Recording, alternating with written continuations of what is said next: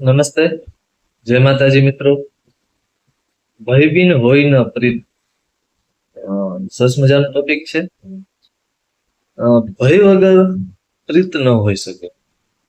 અમુક વખતે છે એ ડર બતાવો પણ ખૂબ જ જરૂરી છે.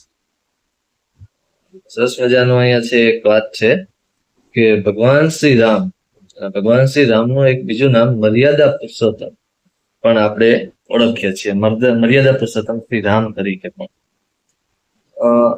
કથાની આપને ખબર છે કે ભાઈ સીતાજીનું હરણ થાય છે અને સીતાજીનું હરણ કરીને છે રાવણ તો કે લંકા લઈ જાય છે.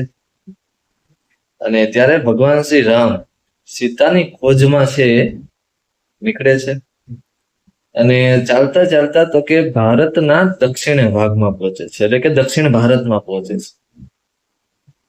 અને દક્ષિણ ભારતમાં જાય છે તો સમુદ્ર જોવે છે. સમુદ્રની પેલી પારે તો કે લંકા હતી, એટલે કે પાર કરીને જવું કેમ, કેમ કે સમુદ્ર હતો. એટલે અને મર્યાદા પુરુષોત્તમ એટલે ભગવાન શ્રી રામ તો કે સીધે સીધું છે તો કે સમુદ્રને સુકાવી શકતા હતા, પરંતુ તેને તેવું નહોતું કર્યું. એટલે ભગવાન શ્રી રામે કહ્યું કે ભાઈ જો સમુદ્રદેવ એ રજા આપે તો જ આપણે છે આગળ વધી શકે. એટલે ભગવાન શ્રી રામે સમુદ્રદેવ પ્રાર્થના કરવા માટે તો કે બેઠા અને પ્રાર્થના કરે છે.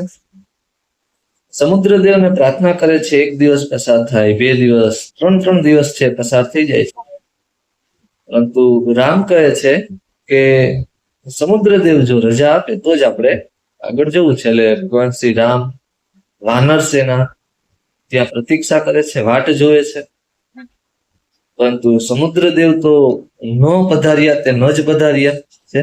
ઘણી બધી પ્રતીક્ષા કરી, 3 દિવસ છે પસાર થઈ જાય છે. ભગવાન શ્રી રામ કેટલી પ્રાર્થના કરે છે, પરંતુ સમુદ્રદેવ તો કે પ્રસન્ન થતા નથી.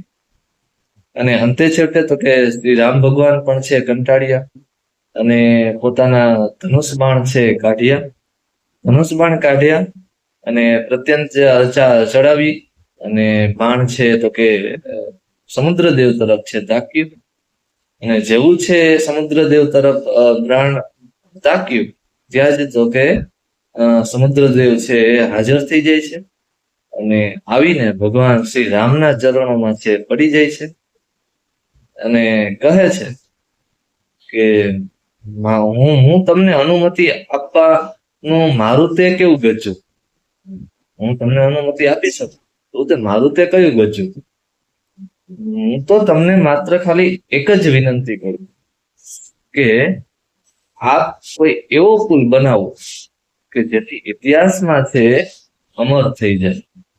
અને ભગવાન રામ તો કે તૈયાર થઈ ગયા અને આપને ખબર છે એ રીતના કે વાનર સેનાને આદેશ આપ્યો અને પુલ બનાવવામાં આવ્યો. દરિયામાં છે તો કે મોટા મોટા પથ્થરો છે ફેંકાવા લાગ્યા અને પથ્થરો તો કે તરવા લાગ્યા અને તેમાં પથ્થરોમાં આપણે ખબર છે પથ્થરો પર ભગવાન શ્રી રામનું છે તો કે નામ લખવામાં આવતું હતું અને પથ્થરો તરવા લાગ્યા.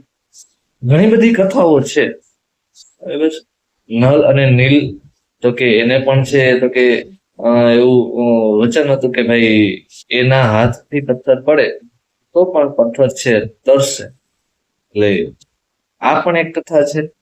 એટલે આવી રીતના તો કે પુલ તૈયાર થયો અને આ પુલને આજે પણ આપણે તો કે રામ સેતુ પુલ તરીકે ઓળખીએ છીએ. હાલમાં પણ આજે પણ હયાત છે આ પુલ રામ સેતુ.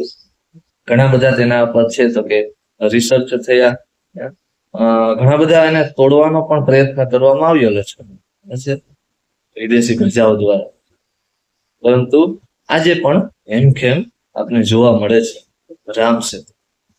કારણ કે લોકોની શ્રદ્ધાનું આસ્થાનું કેન્દ્ર છે.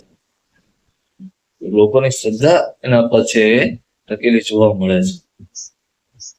ભગવાન શ્રી રામનો ગુસ્સો છે એ ભગવાન શ્રી રામનો ગુસ્સો તુલસીદાસજીએ એક દોહામાં વર્ણવ્યો છે અને તે દોહો તો કે આ મુજબ છે: વિનય નમાનત જલ્દી જળ ગયે તીની દીની બીતી વિનયન માનત જલ્દી જળ ગયે તીની દીની બીતી બોલે રામસ કોપ તબ ભય બિન હોય ન પ્રીત. એટલે કે ભગવાન શ્રી રામ તો કે 3 દિવસ છે તો કે પ્રાર્થના કરે છે, પણ છતાં 3 દિવસ પસાર થઈ જાય છે, હાટ જોવે છે, છતાં પણ છે તો કે સમુદ્ર દેવ રીઝાયા જ નહીં, પ્રસન્ન જ ન થયા. અને એટલે ભગવાન શ્રી રામ છે બોલે છે કે ભય વગર પ્રેમ ન થાય. એટલે ભય ક્યારેક એવું પણ બનતું હોય છે, એવી પરિસ્થિતિ હોય છે કે ડરાવવું અથવા તો ડરવું પણ જરૂરી બનતું હોય છે. અને અમુક વખતે ડર થી પણ એક રીતે છે પ્રેમ થાય છે. એટલે જ્યારે તો કે ભગવાન શ્રી રામે સમુદ્ર દેવને ડરાવ્યા એટલે કે ગુસ્સો કર્યો અને તેની સામે હોય તો કે પ્રત્યંચા ચડાવી, ત્યારે સમુદ્ર દેવ છે માન્યા અને આવ્યા. એટલે ક્યારેક છે ડર પણ ખૂબ જ જરૂરી બનતો હોય છે. એટલે નાનકડો એવો પ્રસંગ હતો જે તમારા સમક્ષ છે રજૂ કર્યો.